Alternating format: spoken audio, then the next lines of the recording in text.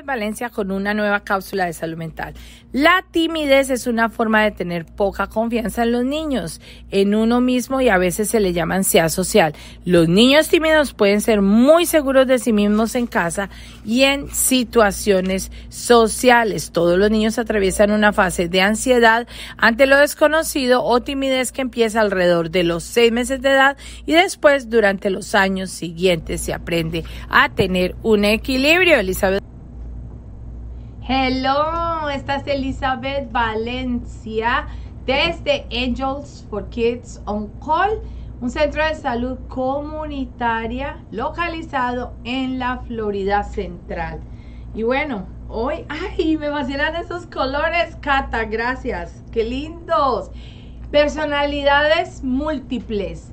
Un caso que me ha apasionado desde que estudiaba Derecho y estábamos haciendo la parte forénsica. Estudiábamos mucho los casos de personalidades múltiples y siempre ha sido como una gran incógnita. ¿Por qué existen las personalidades múltiples? Podemos juzgar a una persona en un juicio. ¿Por cuál de las personalidades? Casos famosos de personas que han tenido hasta dos. Bueno, un caso que les voy a hablar ahorita de una persona bien famosa que manejó 2.500 personalidades. Imagínate tú, a la misma vez. Si muchos de nosotros están con la única personalidad que tenemos, nos es difícil vivir. Ahora dime tú que tú manejes dentro de un solo cuerpo, dentro de un solo espacio, 2.500 personalidades al mismo tiempo. Es completamente extraordinario este tema. Hay mucha tela que cortar. Bueno, les hablo de verdad como que me sorprende cómo en la vida una persona puede llegar a tener este trastorno y poder sobrevivir con él.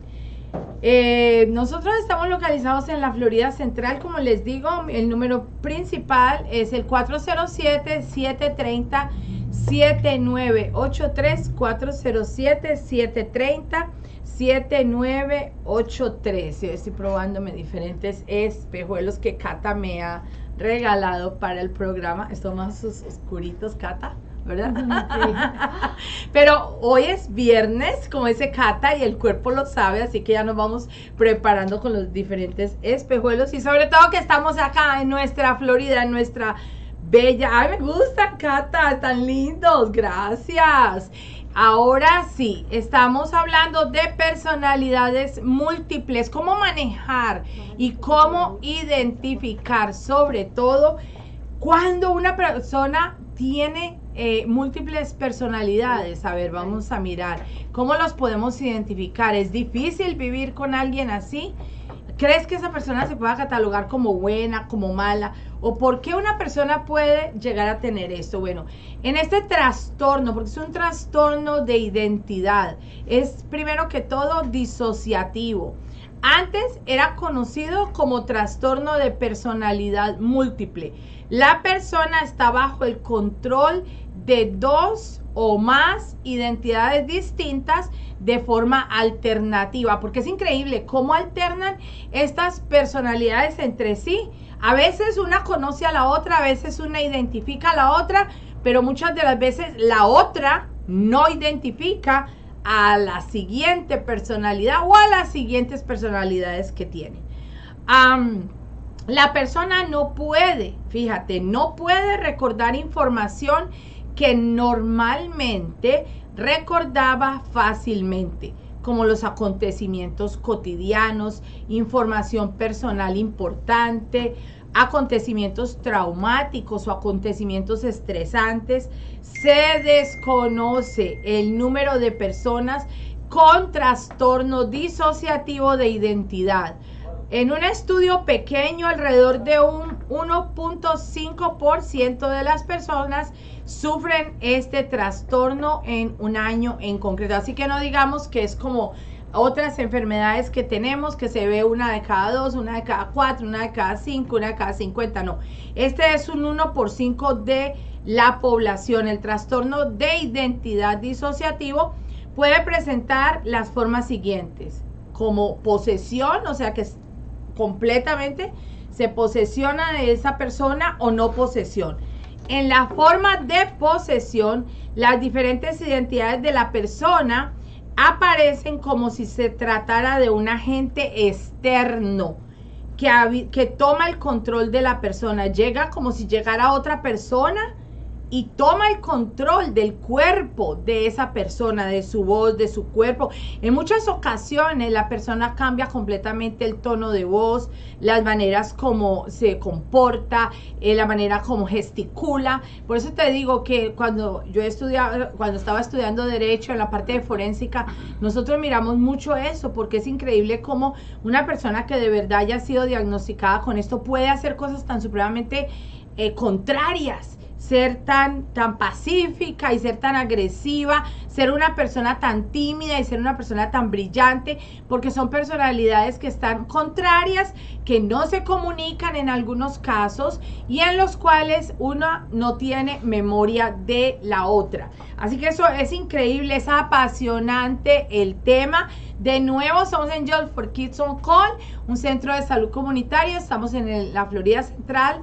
Tenemos 3 localizaciones. Tenemos una en Orlando, la otra en Palm Bay y la otra localización en Haines City. Un solo teléfono, 407-730-7983. 407-730-7983. Bueno, vamos a mirar ahora ese agente externo que viene a apoderarse de esa persona. ¿Qué hace? Se describe como un ser o un espíritu sobrenatural que en los tiempos pasados creían que era como un demonio o porque Dios les estaba enviando a las personas un castigo, pero a veces, o sea, lo catalogaban antes, porque tenemos muchos mitos en la psicología y en la psiquiatría de lo que eran las enfermedades al comienzo del siglo XIII, siglo XIV, donde todavía había tantos conceptos de posesiones, había tantos conceptos que vinieron estos famosos padres de la psicología a tumbar con sus estudios. Y en esto se creía que a veces la persona que estaba siendo poseída por esa otro espíritu o esa otra persona de una manera dramática, estaba completamente, diríamos, inconsciente cuando empezaba a actuar como la otra persona. En todos los casos, las personas hablan y actúan de manera muy diferente a lo que lo harían naturalmente en la personalidad que se maneja en la mayor parte de su vida. De este modo, las diferentes identidades que posee esta persona son obvias para las demás personas. En muchas culturas se llaman estados de posesión, y esto lo ponen similar como una parte normal de la cultura religiosa, dependiendo de qué país es la persona, cuál es la religión que la persona profesa, si creen estas cosas o no, y lo hacen parte simplemente normal de la cultura o de la religión que la persona profesa. Por el contrario, el trastorno de identidad disociativo es una identidad alternativa. No es deseada, así que no es que yo quiera tener hoy una personalidad y mañana quiero tener otra. No es deseado conscientemente por la persona, provoca una gran angustia a quien la está sintiendo. ¿Y qué va causando con esta persona? Un deterioro, pero un deterioro muy fuerte y muy importante en la vida de esta persona. Aparece en momentos y en lugares que no son apropiados para la situación social ni para la cultura o la religión de la persona. Fíjate tú, son cosas completamente que están fuera de tu control. Las formas de no posesión, que esta sería la segunda forma, tienden a ser menos evidentes para los demás. La persona puede notar una alteración repentina en su sentido de sí misma, tal vez sintiéndose como si fuera observada de su propio discurso, de sus propias emociones, de sus propias acciones, en lugar de ser un agente externo. ¿Qué causa esto? Y es lo que primero nos preguntamos. ¿Qué causa esta personalidad múltiple? ¿Qué la causa? Entonces vamos acá a mirar qué la causa.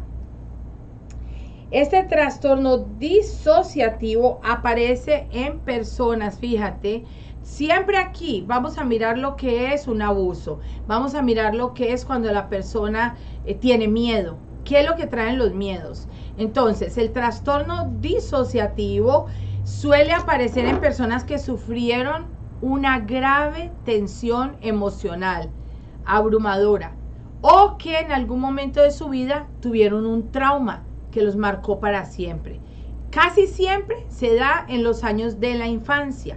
En los Estados Unidos, en Canadá y en Europa, alrededor del 90% de las personas con este trastorno han sido víctimas de maltrato grave. Y regresamos a lo mismo.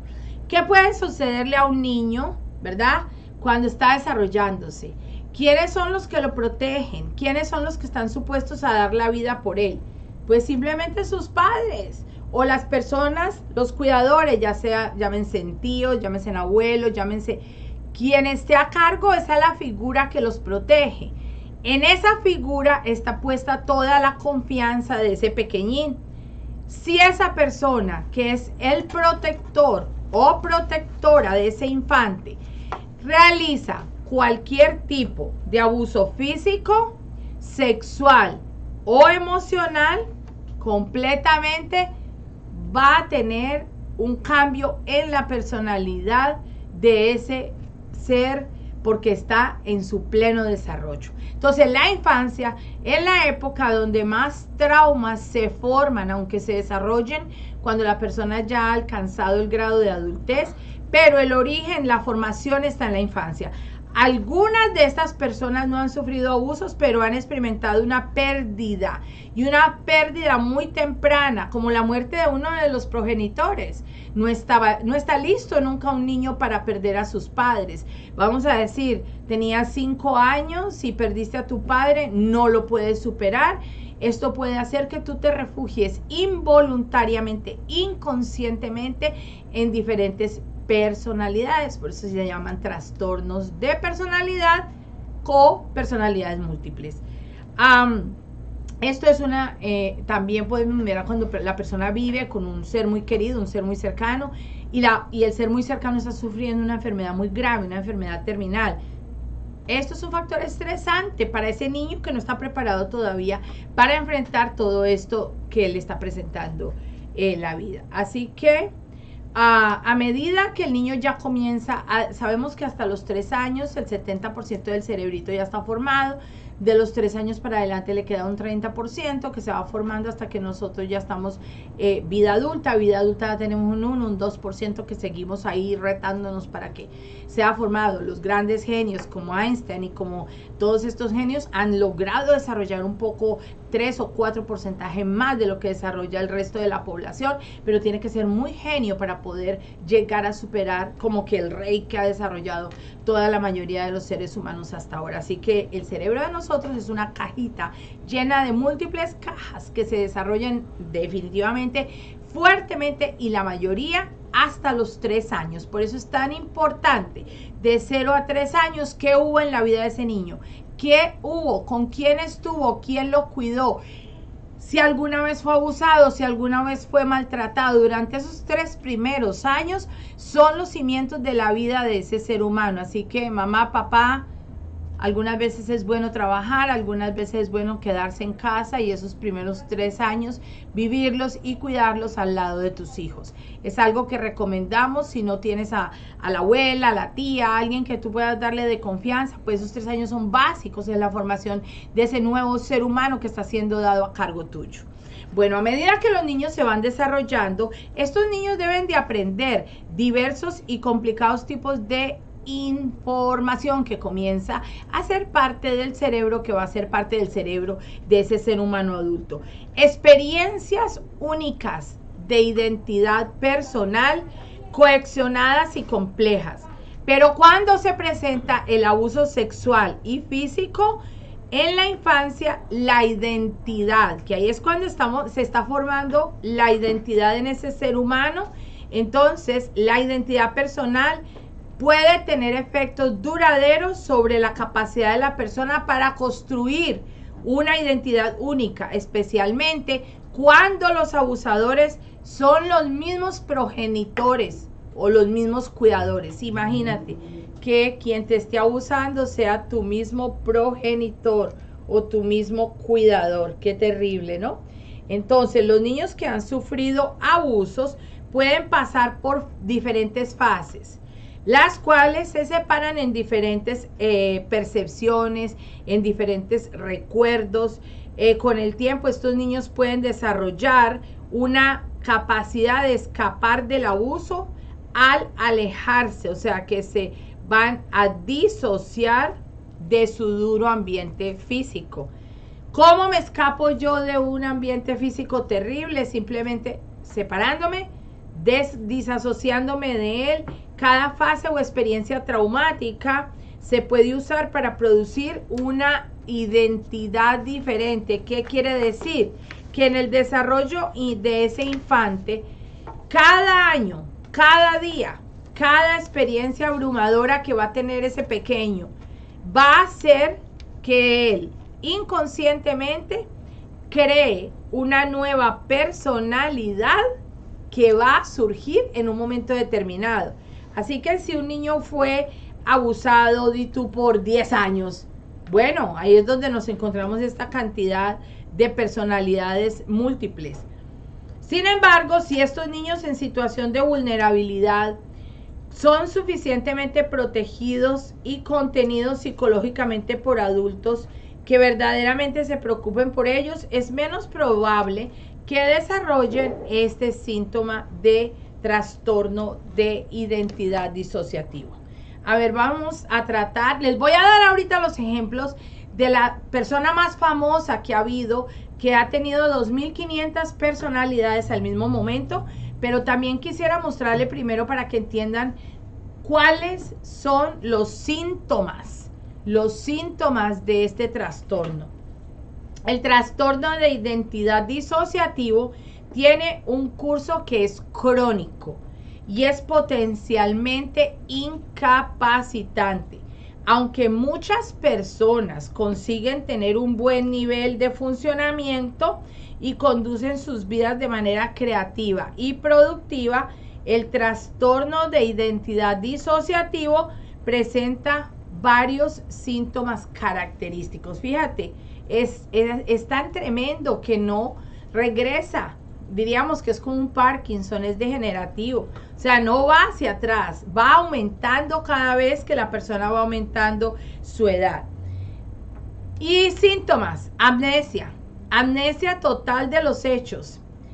La amnesia puede incluir lo siguiente: lagunas en la memoria de acontecimientos personales pasados. Por ejemplo, la persona puede dejar de recordar ciertos periodos de tiempo durante la infancia o durante la adolescencia.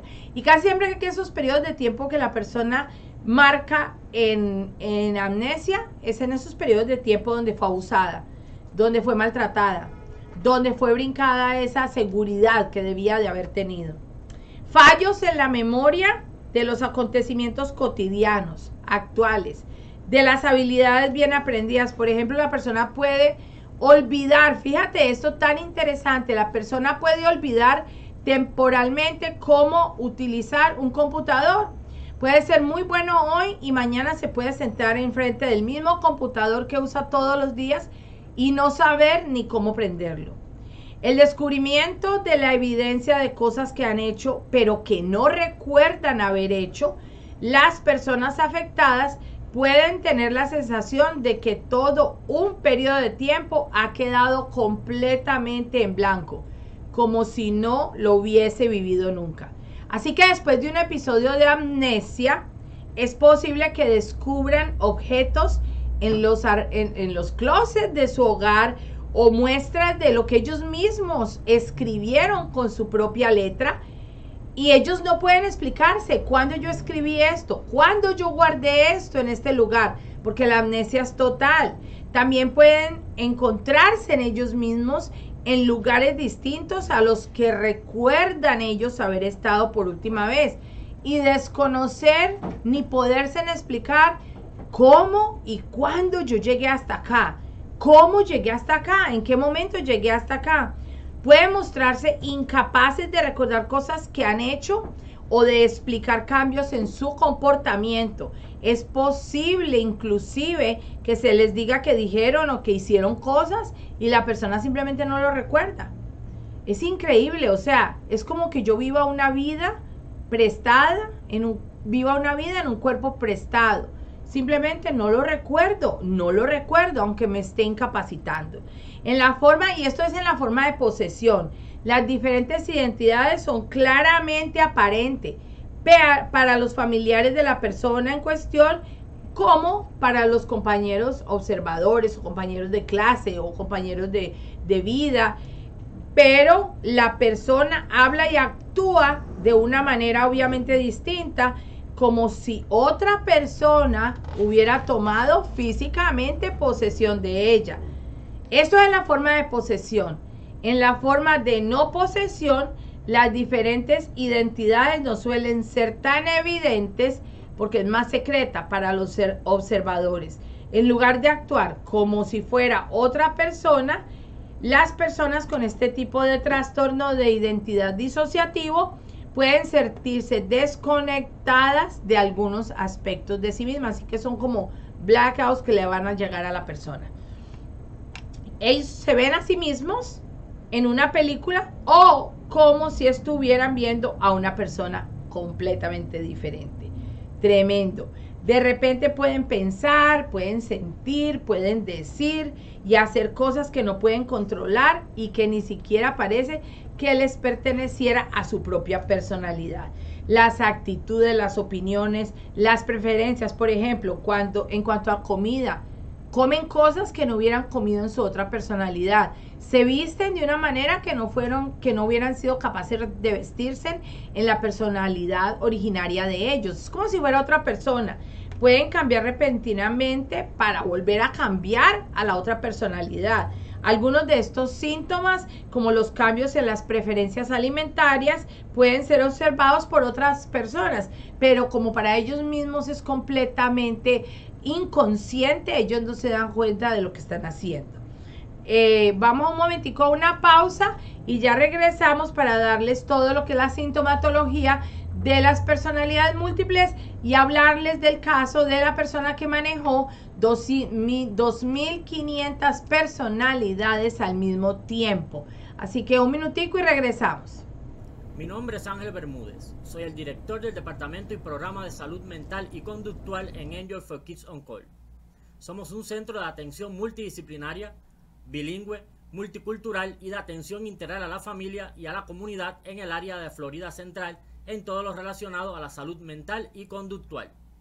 Cubrimos 9 condados de la Florida Central, como son Orange, Osceola, Seminole, Brevard, Polk, Hillsborough, Highlands, Hardy y Manatee, con facilidades en el bello sur de Orlando, la ciudad de los cítricos, Haines City, y muy cerca del Kennedy Space Center en Palm Bay. Ahora estamos contratando profesionales con nivel de maestría, ya sea en consejería, trabajo social, justicia penal o criminal, maestrías en enfermería y educación especial, así como otras maestrías dentro de la rama de los servicios humanos para desempeñarse como terapistas o consejeros en el área de salud mental y conductual. Nosotros los ayudamos a impulsar su carrera profesional, permitiéndoles desarrollar su experiencia laboral en nuestras facilidades. Ofrecemos posiciones a medio tiempo y a tiempo completo. Solo llámenos al 407-730-7983. Ofrecemos entrevistas todos los días de la semana, en persona o virtual. Envíe su currículum ahora al hr@angelforkidsoncall.com o visite nuestras páginas en línea www.angelforkidsoncall.com y www.angelforkidsoncall.net. Somos Angel for Kids on Call 407-730-7983. Estamos hablando de las personalidades múltiples o del trastorno de personalidad. Fíjate qué tremendo. Existe la composesión y la de no posesión. Una es más evidente, por supuesto, que la otra. En esta, que no es tan evidente, la persona puede pensar que su cuerpo se nota diferente. Por ejemplo, como el de un niño pequeño, o se ve como el del sexo opuesto. No tienen que ser las 20 personalidades que maneje del mismo sexo. Puede ser ni de la misma edad, puede ser una persona más vieja, puede ser una persona que se vea mujer y se vea como un hombre. O sea, en esto es una cosa increíble, es que el cerebro de nosotros es algo tremendamente increíble, todo lo que podemos manejar dentro de nuestro cerebro. Así que su cuerpo, ellos simplemente piensan que no les pertenece.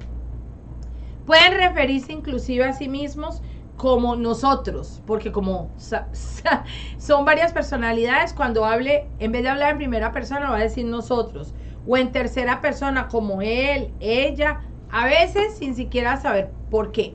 Algunas de las personalidades conocen importante información personal que desconocen las otras personalidades, como les dije al comienzo del programa.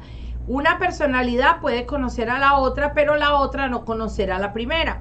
Algunas personalidades parecen conocerse e interaccionar entre ellas mismas, como en un mundo interior. Por ejemplo, la personalidad A puede ser consciente de la existencia de la personalidad B y saber lo que hace la personalidad B, como si estuviera observando el comportamiento de la personalidad B. Pero la personalidad B puede ser o no ser consciente de lo que hace la personalidad A. Y lo mismo puede ocurrir con las otras personalidades.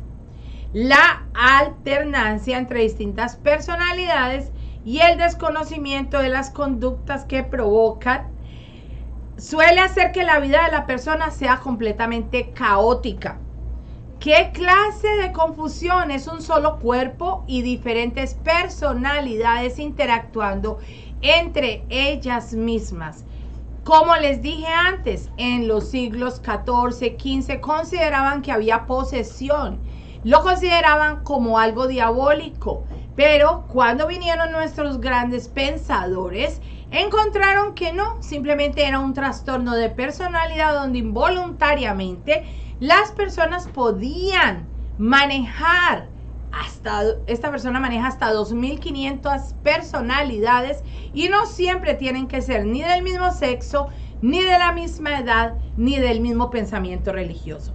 Así que estas identidades, una conoce a la otra, pero no necesariamente la otra tiene que reconocer la otra personalidad. Interactúan entre ellas mismas sin saber que están en un mismo cuerpo. Así que las personas afectadas se pueden referir a que escuchan voces. Las voces pueden ser conversaciones internas entre las distintas identidades o pueden esas voces dirigirse directamente, a veces haciendo comentarios entre ellas mismas de la persona que está teniendo esta desorden de personalidad. Varias voces pueden hablar al mismo tiempo, produciendo inclusive mucha confusión para la persona que lo sufre. Las personas con trastorno de identidad disociativo también experimentan intrusiones de identidades. Así que voces, recuerdos, emociones, actividades cotidianas que van a ser confusas para separarlas entre estas personalidades. En el mismo trabajo, la persona puede aparecer enojada, puede gritar de repente a un compañero de trabajo, a un jefe, sin saber que está actuando la otra personalidad. Con esto quiero que entiendan el complejismo de esta patología, supremamente muy difícil de comprender. Síntomas que les nombré antes: la amnesia. Esa amnesia que se presenta en la persona que definitivamente no recuerda por qué se encuentra en ese lugar, cómo llegó a ese lugar si no estaba ahí. La escritura, encontrar un escrito y saber que fue hecho por su propia mano y no es de él. Y quiero de verdad saber cómo es cuando los otros síntomas, que todavía son más graves, aparecen. Las personas con trastorno de identidad disociativo describen a menudo un conjunto de síntomas que recuerdan a otros, que aparecen en distintos trastornos mentales y en numerosas enfermedades orgánicas. Por ejemplo, Es frecuente que ellos presenten intensos dolores de cabeza, síntomas dolorosos, padecen diferentes grupos de síntomas en diferentes periodos de tiempo. Algunos de estos síntomas a veces pueden indicar la existencia de otro trastorno, pero otros pueden reflejar la irrupción en el presente de experiencias pasadas y por eso en momentos actúan como si ya hubieran vivido esa situación. La tristeza es un gran indicativo que muestra la presencia de una depresión coexistente, pero también puede reflejar el hecho de que una de las personalidades esté reviviendo emociones asociadas a acontecimientos del pasado. Fíjate, es tremendo. Muchas personas con trastornos de identidad disociativo se deprimen y sufren de muchísima ansiedad. Son propensas a hacerse daño a sí mismas, claro, porque están ahí peleando varias personalidades, entonces una quiere hacerle daño a la otra, pero hay un solo cuerpo que lo está resistiendo y por eso se pueden hacer daño. Son frecuentes el abuso de sustancias, los episodios de automutilación. Se han visto personas que se automutilan y cuando ya están en el hospital, que son conscientes del dolor, no se dan cuenta que fueron ellos mismos los que se causaron la automutilación. El pensamiento suicida aquí juega un papel súper primordial en esto. Pensamientos de suicidio que los llevan a cabo, los completan. También aparece con frecuencia la disfunción sexual, porque como tienen varias personalidades, entonces no saben cómo tienen que actuar. Al igual que muchas personas con un historial de maltrato, pueden buscar o mantenerse en situaciones peligrosas y son vulnerables a volver a sufrir un acontecimiento traumático. Además de esas personas escuchar voces de otras identidades, la persona puede sufrir otro tipo de alucinaciones. Pueden ser alucinaciones visuales, pueden ser alucinaciones táctiles, pueden ser alucinaciones olfativas o del gusto. Las alucinaciones pueden ocurrir como parte de una imagen retrospectiva. Por lo tanto, el trastorno de identidad disociativo puede ser mal diagnosticado como un trastorno, la mayoría de las veces los he visto, ¿saben? Como trastornos psicóticos o trastornos de esquizofrenia. Y la verdad que el paciente sufre muchísimo si lo diagnostican como un esquizofrénico, siendo que lo que tiene es un trastorno de personalidad disociativo, porque hay una gran diferencia en los medicamentos que tendría que tomar. Sí tienen alucinaciones, pero son completamente diferentes a las de la esquizofrenia. Así que las personas con trastorno de identidad disociativo experimentan estos síntomas como provenientes de una identidad que ellos llaman alternativa. Una identidad que los permite esconderse del dolor, esconderse de ese sufrimiento, de esos abusos que sufrieron en el pasado. Desde el interior de su cabeza, recuerden que es inconsciente e involuntario. Por ejemplo, pueden sentir como si otra persona con esquizofrenia por lo general fuera una fuente externa, fuera de sí mismos. A menudo la persona trata de esconderse ahí o de restarle importancia a los síntomas y al efecto que tiene sobre los demás. A ver, y eso necesita de una grandísima evaluación médica para poder diagnosticar este trastorno de identidad disociativo. ¿Cómo se hace? Las personas afectadas tienen cuando tienen dos o más identidades y su sentido de ser ellas mismas y de ser capaces de actuar como tales, alterándolo y intercambiándose entre ellos mismos. A ver, ¿qué les puedo decir? Había o existió una persona muy famosa llamada Jenny Haynes. Jenny Haynes logró sobrevivir manejando 2.500 personalidades al mismo tiempo. Imagínense, solo escúchenlo. Jenny Haynes logró sobrevivir manejando 2.500 personalidades al mismo tiempo. Y fíjense, esta chica lo hacía para poder sobrevivir al abuso de su padre. ¿Cómo puede ser doloroso? el abuso de quien nos engendra, ¿no? Así que, ¿cómo puede el ser humano esconderse? Ahí, 2.500 personalidades. Cuando viene el juicio de Jenny Haynes, para poder ella testificar, ¿no?, en contra de su padre, ¿cómo iba a manejar ese juicio? Ese juicio fue súper famoso.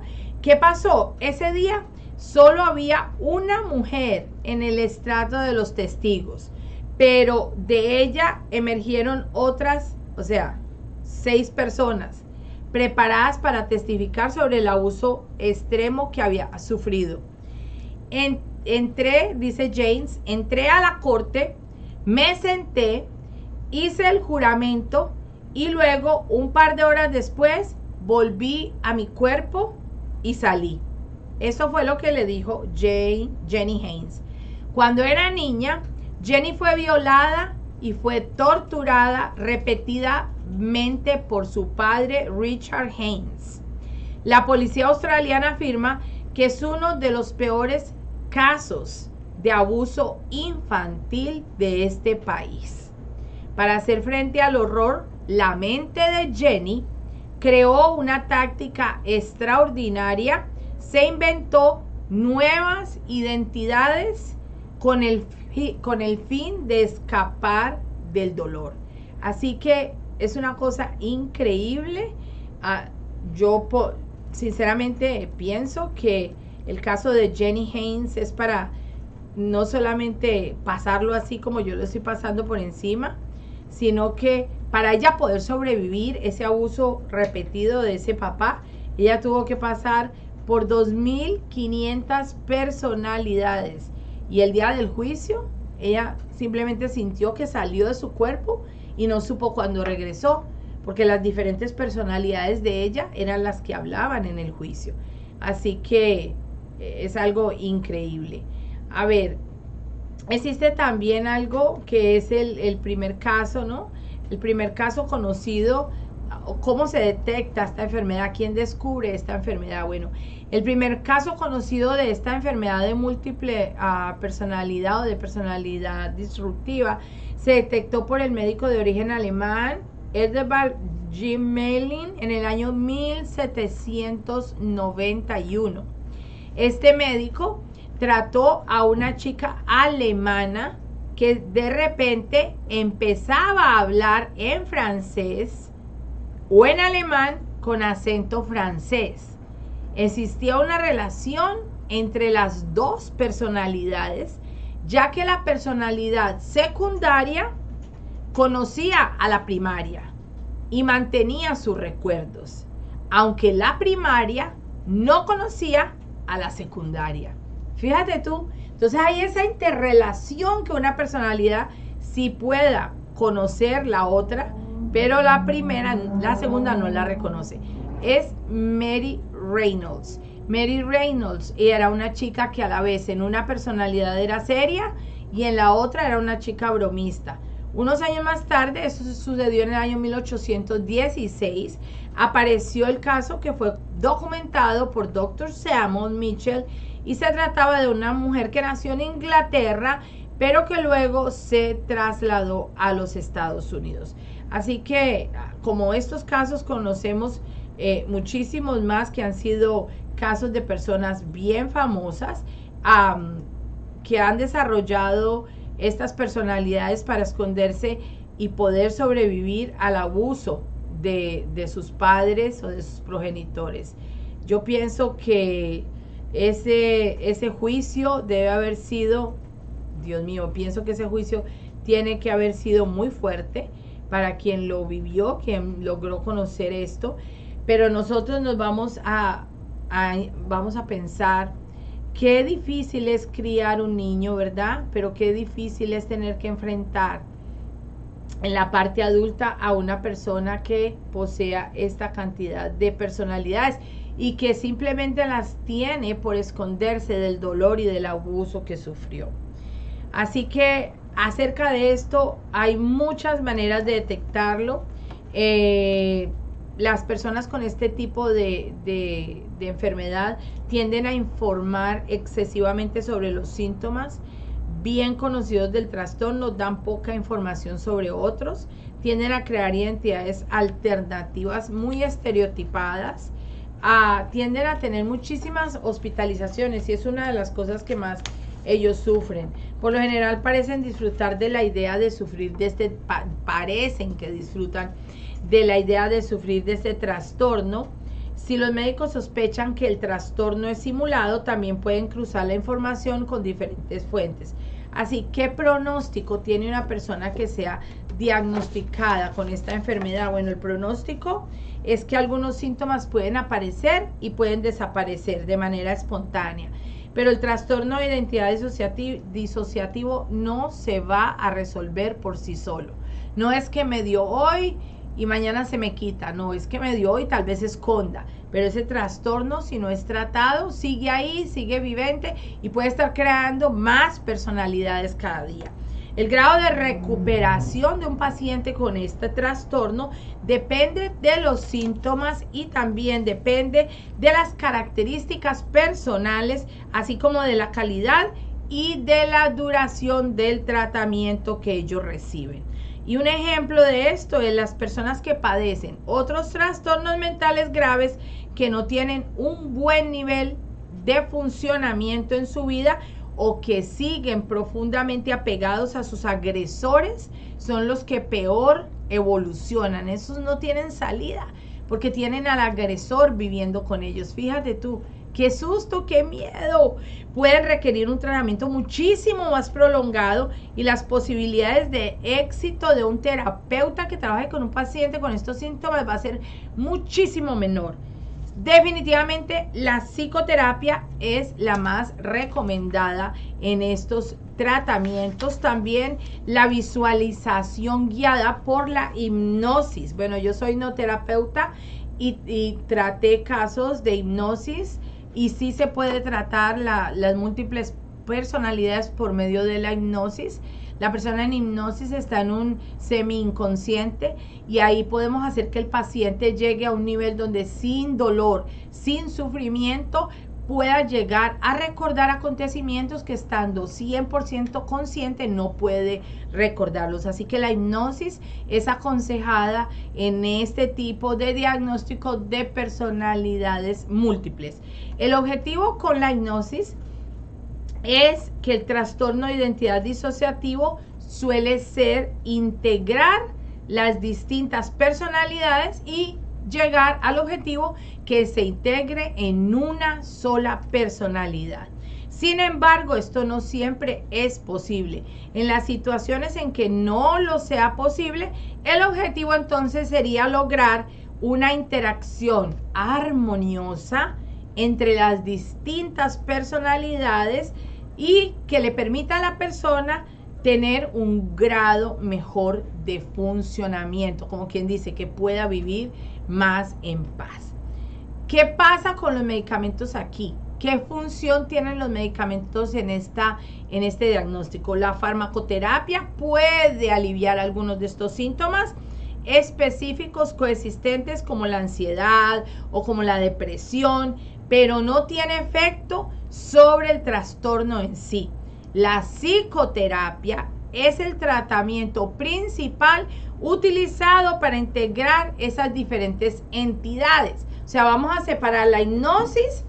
Puede hacer que la persona recuerde, ubique, trate de darle detalles al hipnoterapeuta acerca de cuántas personalidades posee, porque está en un grado de semi-inconsciencia. Los fármacos pueden ayudarlo en cuanto a la ansiedad y a la depresión, pero la psicoterapia es quien va a hacer que esa persona pueda vivir armoniosamente entre todas las diferentes personalidades que posee. La psicoterapia puede ser un periodo de tratamiento muy largo, muy difícil y emocionalmente muy doloroso para el paciente. Las personas pueden experimentar numerosas crisis durante el tratamiento, derivadas de los actos de las diferentes identidades. Pueden desesperarse, pueden provocar que esos recuerdos evoquen cosas traumáticas que vivieron en su niñez, por las cuales se tuvieron que refugiar en esta personalidad. Pero puede requerir diferentes periodos de hospitalizaciones, inclusive psiquiátricos, para poder ayudar a las personas a atravesar por estas etapas tan difíciles y que puedan asimilar los recuerdos dolorosos. Pero durante los periodos de hospitalización, la persona se le va a proporcionar continuamente el apoyo y estará monitoreada, ¿verdad?, por los diferentes especialistas. Así que, ¿cuáles son los puntos claves de la psicoterapia en estos pacientes que poseen múltiples personalidades? Proporcionarle al paciente de una manera diríamos suave, la estabilización de esas emociones intensas que posee. Sería número 1. Lo segundo sería negociar relaciones entre los estados de identidad de la persona, lograr que el paciente supere esos recuerdos traumáticos, proteger frente a la victimización adicional que posee el paciente, establecer y promover una buena relación entre la persona y el terapeuta es indispensable, porque no sabemos con cuál de las personalidades nos vamos a encontrar cada día que veamos a este paciente. A veces los psicoterapeutas utilizan técnicas como la hipnosis, como les expliqué antes, para ayudar a estas personas a calmarse, a modificar su perspectiva sobre los acontecimientos y para insensibilizarlas gradualmente. Así que hay secciones de hipnosis que pueden ayudar a las personas a facilitar la comunicación entre las diferentes personalidades y también lograr que podamos unir esas diferentes personalidades en una sola. Visualizando esa hipnosis, guiándolas con un objetivo, que ese trastorno de identidad pueda integrar las diferentes personalidades.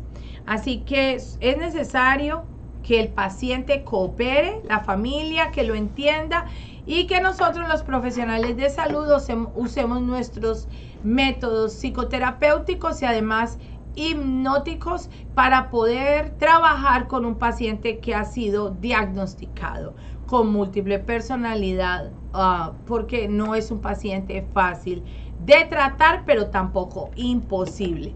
Así que espero que les haya dado una breve explicación acerca de lo que es esta condición tan compleja.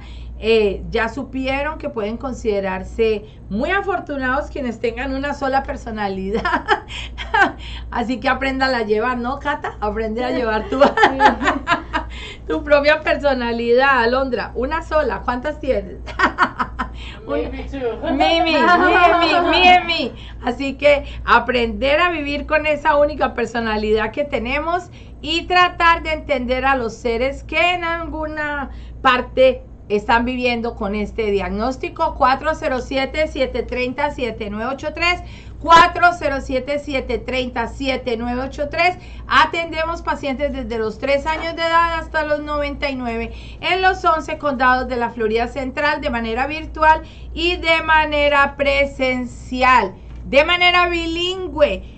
Somos proveedores exclusivos de los seguros de Medicaid, pero trabajamos también con seguros privados y hacemos paquetes para las personas que no tienen seguro. Así que esta es Elizabeth Valencia y se despide de ustedes hoy con su grupo de producción. Les doy gracias por siempre seguirme.